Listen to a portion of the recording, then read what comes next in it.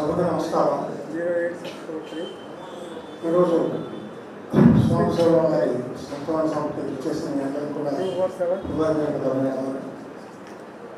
ఆయన టెలికాం రంగంలో ఉన్నారు కానీ పోస్టల్ రంగంతో ఎక్కువ అనుబంధం.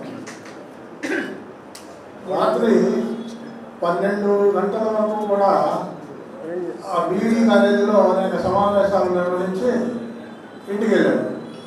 ఆయనతో పాటు ఉన్న మేము ఇంటికి వెళ్తే మా ఇంటి దగ్గర ఇది తిట్లు తిట్టేవాడు. మరి ఆయన ప్రతిరోజు అలా ఇంటికి పోయే పరిస్థితి ఉన్నప్పుడు ఆ మహాతల్లి ఏమనుకున్నా ఆయన్ని మనకు అంకితం చేసినందుకు ఆమె చనిపోయినా కూడా ఆమె హృదయపూర్వక నమస్కారాలు.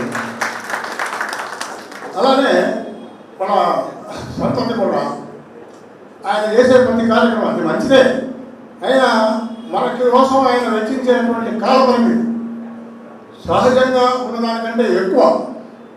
దాన్ని భావించడం పిల్లలైనా కానివ్వండి, కుటుంబంలో ఎవరైనా కానివ్వండి, ఓర్పు ఆయనకున్నంత ఓర్పు వాళ్ళకు కూడా ఉన్నందుకు అది మనం అభినందించాల్సినటువంటి విషయం. ఆయన మాట్లాడేటప్పుడు ఎదుటి వ్యక్తిని ఇబ్బంది కలగకుండా తాను అవ్వక ఇతరులను ఒప్పించాలి. అలా మాట్లాడి సంఘసేవకి మన్ని అంకితం చేసే విధంగా మనని మార్చడానికి విశ్వ ప్రయత్నం చేస్తారు. ఆయన ప్రయత్నంలో ఏదైనా లోపం జరిగితే మరొకళ్ళ చేత మనని ప్రభావితం చేయడానికి ప్రయత్నం చేస్తారు.